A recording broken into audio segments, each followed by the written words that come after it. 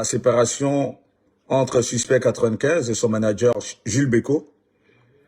Une séparation qui aurait dû se faire loin des réseaux sociaux. Malheureusement, cette séparation a été vantée sur les réseaux sociaux. Et c'est l'occasion pour nous, en tant que journalistes people, de pouvoir intervenir sur ces énièmes séparations dans le milieu du showbiz qui met à l'index des acteurs.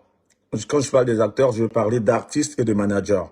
Le manager, c'est celui qui gère les intérêts d'un artiste. C'est celui qui le coach, c'est celui qui... c'est un conseiller, en gros. C'est vrai qu'en termes de corps de métier, on va avoir un chargé de communication, un attaché de presse. Le manager, c'est le nerf central, on va dire, dans la carrière d'un artiste. Et donc, lorsque c'est le cas qu'on veut entamer une carrière comme celle qu'a entamé le jeune Suspect 95, qui a quelques années maintenant dans le showbiz, et qu'on se lie de contrat avec un frère qui est Jules Bécaud, c'est clair que forcément, on voit en cette personne un homme de confiance. On se dit c'est la personne qui a même de nous conduire, de gérer nos intérêts et surtout de nous permettre de pouvoir être propulsés et réussir dans ce qu'on fait. On a dû voir les deux, on fait des directs sur les différentes pages. Celui qui a été le premier à allumer la mèche, ça a été Suspect. On a vu les différentes thématiques qu'il a développées ou bien les différentes raisons qu'il a pu donner par rapport à cette séparation. D'aucuns ont qualifié sa sortie d'une gifle cinglante.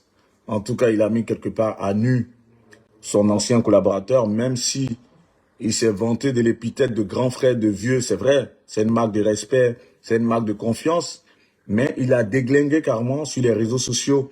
Et étant donné que les deux sont des personnages publics, l'autre a une image à sauvegarder et aussi est sorti et a fait des révélations qu'il ne devait pas faire. Parce que lorsqu'on vient mettre à nu son collaborateur d'hier, parler du fait que cette personne a détourné, on va dire ça comme ça, une collaboratrice qui travaillait dans leur maison de disques, ce sont des informations à ne pas mettre sur la place publique lorsque on s'est lié d'un contrat de confiance.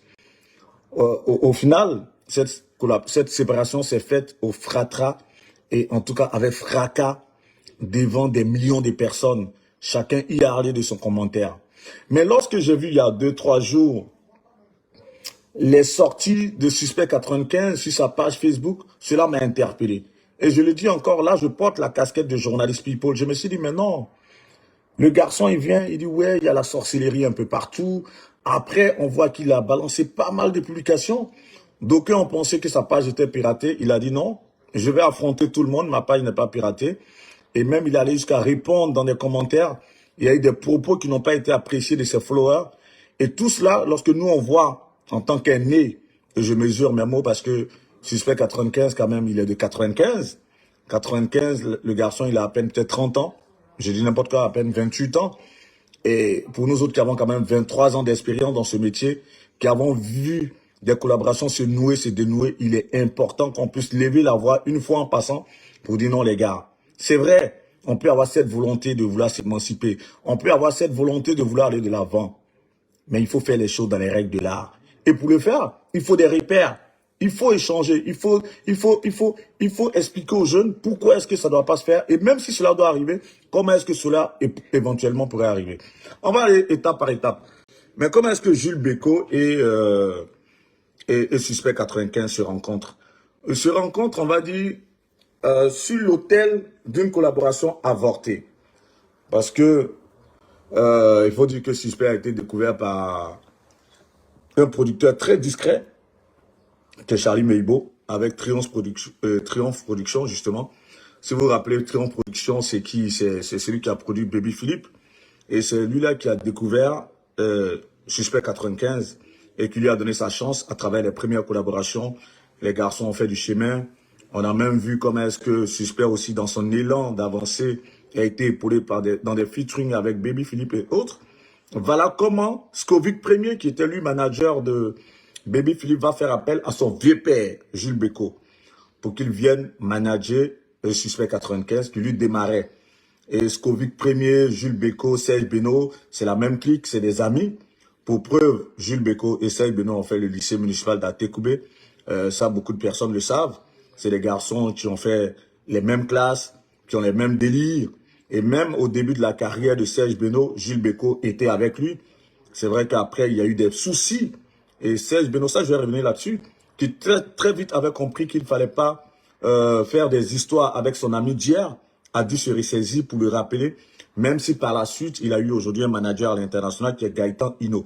Je vais parler de tous ces managers-là qui, dans la foulée ou dans la marche, ont dû rejoindre un peu certains poulains, certains artistes pour leur permettre de franchir une autre étape. Donc, lorsque ces deux-là se rencontrent et qu'ils sont à Triomphe Production, justement, bien évidemment, Suspect commence à il commence à avoir du succès. Et lorsqu'on a du succès, c'est là qu'on arrive à mettre le grappin sur ces garçons. Ça, c'est un peu le problème qu'on a vécu au début du coupé décalé. Lorsqu'on voyait des garçons qui étaient dans l'antichambre, qui commençaient avec des producteurs qui n'étaient pas suivis. Et du jour au lendemain, on voyait des managers qui venaient les happer comme ça, dans la main de ceux qui ont bourlingué. Parce que pour la petite histoire, pour ceux qui ne savent pas, c'est vrai qu'aujourd'hui, on est à l'ère des réseaux sociaux. Mais avant, promouvoir un artiste, c'était pas une chose assez facile. Il fallait faire quoi? Lorsque vous finissez en studio, il faut fabriquer les CD promos. Il faut aller les déposer dans les maquis, dans les boîtes de nuit. Il faut appeler des promoteurs de spectacles. Il faut appeler les maisons de téléphonie cellulaire afin d'être sûr des tournées. C'était pas des choses assez évidentes.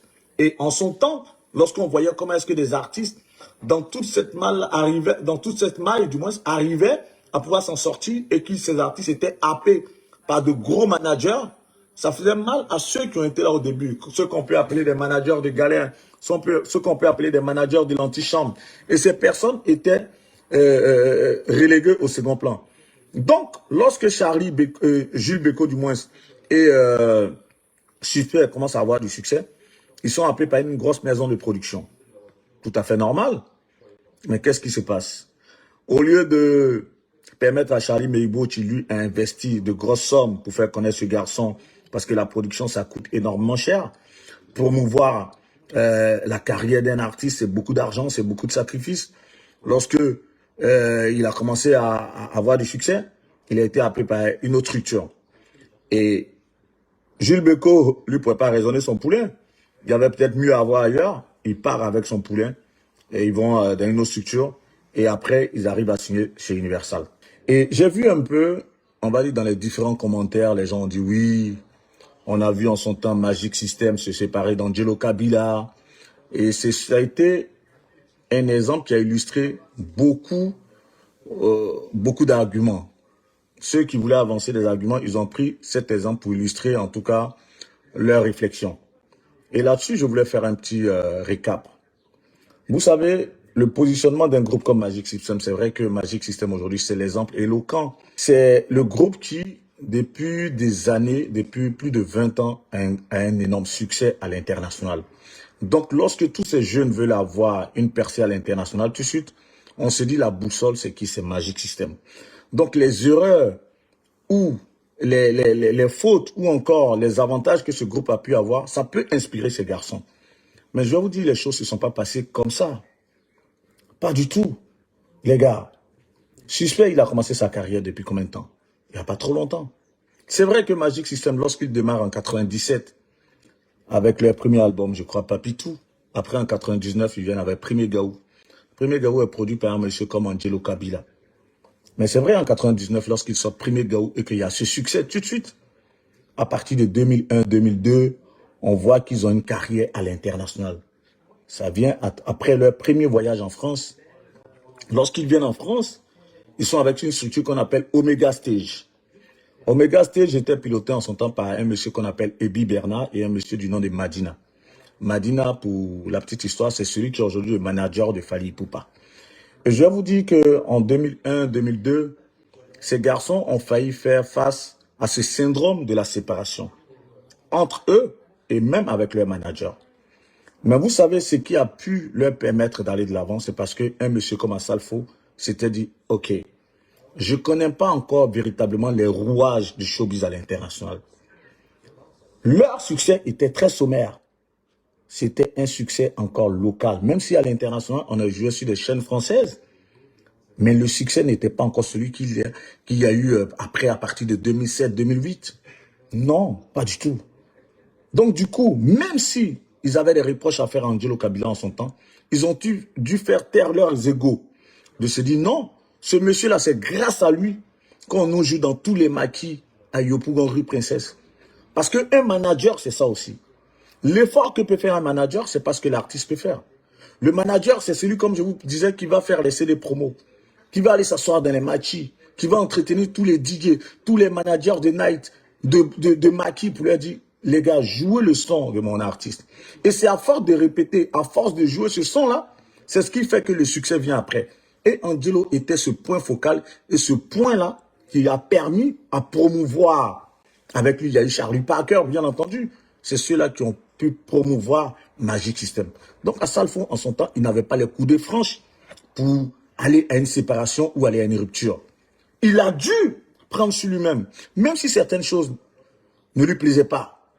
Donc, on fait chemin 2003, 2004, 2005, 2006, 2007. La séparation intervient quand? En 2008. 10 ans après, c'est lorsqu'il fête leurs 10 ans à Boaké en son temps que la séparation arrive en 2008. Et cette séparation, elle a été très douloureuse, très brutale. Parce que comme je vous ai dit tantôt, c'est quoi? On est dans un échange logique. Et je souhaiterais que vous me suiviez. Cette séparation est douloureuse, pourquoi? Parce que lorsqu'on est manager d'un artiste, on va au-delà du professionnel. On devient des frères, des amis. On partage des choses intimes. Nos familles se connaissent. Et donc, voir un monsieur comme Angelo Kabila se séparer d'Assalfo, on va dire ça comme ça parce qu'ils étaient des frères. Ils faisaient tout ensemble. Leurs épouses se connaissaient. Leurs familles se connaissaient. Même s'ils continuent d'entretenir ces rapports, mais ces rapports étaient tellement forts en ce temps que lorsque la séparation est intervenue en 2008, ça a été très douloureux. Les deux parties n'ont pas pu véritablement s'en remettre. J'explique tout ça pour dire quoi? Cette séparation qu'on peut penser être souhaitable entre un artiste et un manager par rapport à la perspective d'évolution, ça peut créer souvent des douleurs qu'on aura du mal à cicatriser sur le tard. C'est ça le vrai problème. Donc pour vous dire quoi? Lorsque cette séparation intervient en 2008, en ce moment, Assalfo connaissait déjà le showbiz à l'international. Il connaissait déjà. Il savait que là, il avait avec lui, il avait déjà eu l'expérience avec Omega Stage, même s'il n'était plus avec eux. Après, il a signé avec d'autres tourneurs. Et après, comment est-ce qu'il arrive à passer le cap véritablement? Il arrive à avoir un manager qui est Bernie. Bernie, c'est qui? Il est DJ. C'est Bernie qui va lui faire l'opportunité des Score Escape, les DJ Score Escape, qui ont fait des gros feats avec Magic System, qui les ont positionnés avec les compiles R&B Fever. En fait, j'explique tout ça pourquoi. Parce que je vais en venir. Lorsque Suspect décide de se séparer comment il s'appelle, de Beko, tout le monde dit oui, c'est vrai, c'est normal, le garçon, il doit aller évoluer. Il veut aller à l'international, il rappe super bien. Attends, lorsqu'il sort ça, son dernier album, c'était Suspect. En peu de temps, le garçon, il fait 5 millions de streams. C'est énorme, c'est vrai. Il a avec une maison de disques, elle est moyens. Oui, mais est-ce qu'ils ont les percées à l'international? Est-ce qu'ils ont les opportunités? Est-ce qu'ils ont le réseau à l'international? Voilà le vrai problème. Donc, une chose est de vouloir cette percée à l'international. Une chose est de vouloir avoir cette carrière à l'international, mais il faut avoir le réseau. C'est très important. Pour la petite parenthèse, par exemple, là, je suis en train de travailler sur un projet. Moi, je vis à Nantes, en France. Et lorsque je suis arrivé à, par exemple, le pôle associatif, ils me l'ont dit clairement. Monsieur Vergès, votre projet, il est super intéressant. Mais on va vous mettre le réseau en place. Le réseau. Lorsque tu l'as pas, tu peux te retrouver demain à faire des récriminations sur les réseaux sociaux, comme Suspect l'a fait, lorsqu'il parle de sorcellerie. Parce que le réseau que Jules Beko a mis en place pour lui, ces réseaux-là aujourd'hui ont obligé de graviter autour de Beko, et non pas lui. Parce que qui a mis ce réseau en place? C'est Jules Beko. Voici. Vous voyez un peu? Je vous donne cet exemple tout simple. Donc après, lorsque Assalfo, il se sépare d'avec Angelo Kabila, Magic System continue d'avancer. Parce que ils avaient fait toutes leurs preuves en Afrique, en Côte d'Ivoire, un peu partout. Le marché international s'offrait à eux. Mais ils sont partis comment? Step by step. On a vu un peu leur parcours. Les premiers featuring que Magic System fait, c'est quoi? Gagner déjà la communauté jeune. Comme on le voit aujourd'hui, par exemple, comme Kofi fait faire des feats avec des jeunes rappeurs aujourd'hui qui sont en poupe. En son temps, l'artiste française, pour des ados qui avaient le vent en poupe, c'était qui? Leslie. Il faut un premier feat avec Leslie. Ils vont, comment on appelle ça? À la conquête du marché entier avec Jocelyne Labille. Après, ça suit. Après, tu es un gros comme 113 qui faisait feu de tout bois avec des ambiances endiablées d'un monsieur comme Mokobe. Boum! Et ça s'enchaîne. R&B Fever et autres avec Corps et Scalp. Et Magic ne s'est plus jamais arrêté. Parce qu'ils ont pris le temps de préparer la séparation. Toute séparation se prépare. Ça, c'est la première leçon à retenir. Comme je l'ai dit, je m'adresse aux artistes, à des mélomanes, à des staffs, à des managers qui peuvent être amenés demain à vouloir se séparer. Mais préparez bien la séparation. Ça, c'est la première leçon à retenir. Comme je dis, je suis dans une démarche un peu de partager, on va dire, mon expérience, celle que j'ai vécue en tant que journaliste people. Et je continue d'être dans ce métier. Il est important que nous, en tant que journalistes people, on lève la voix. C'est vrai qu'aujourd'hui, avec les réseaux sociaux, on voit les community managers, on voit des garçons qui font pas mal de publications sur les pages, c'est assez intéressant. Mais ceux qui connaissent ce métier, ces personnes qui sont allées à l'école, qui ont une certaine expérience à partager, il faut que ces personnes, de temps à autre, ouvrent la bouche. Ça peut se faire accompagner de ce genre de colibé. Oui, c'est bien. Mais il ne faut pas, en tout cas pour moi, personnellement, je ne vais jamais trahir ma génération. Parce que j'ai déjà éloquemment laissé, on va dire, des témoignages à travers l'ouvrage, par exemple, que j'ai écrit sur Magic System. À ce jour, ça restera à vie, la toute première biographie de ce groupe, parce que j'ai eu l'occasion de partager, on va dire, 16 ans de collaboration avec ces gens. J'ai eu à partager, par exemple, des valeurs que j'ai héritées de ma collaboration avec un monsieur comme Alpha Blondy. Et justement, pour parler d'Alpha Blondy, parce que là, je donne aussi un autre exemple. Alpha Blondy, son manager, il s'appelle comment? Michel Jovanovic. Depuis combien d'années il est avec le monsieur? Depuis combien d'années? Même lorsque